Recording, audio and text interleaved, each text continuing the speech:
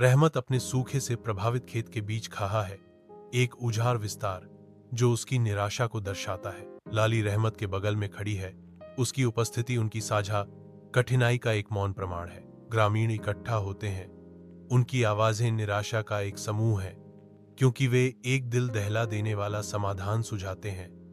रहमत दुखी है, लेकिन लाली को बेचने से इनकार करता है। अपने घर के धुंधलके में रहमत और लाली को एक दूसरे की उपस्थिति में सांत्वना मिलती है।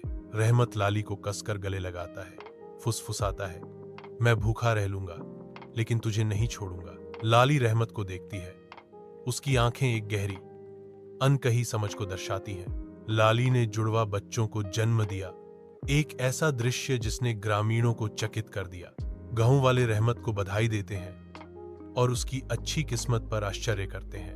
रहमत मुस्कुराता है और कहता है, जानवर भी वफादार होते हैं, बस समझने वाला दिल चाहिए। ग्रामीणों को अपनी गलती का एहसास होने पर वे जानवरों के प्रति दयालु होने का संकल्प लेते हैं।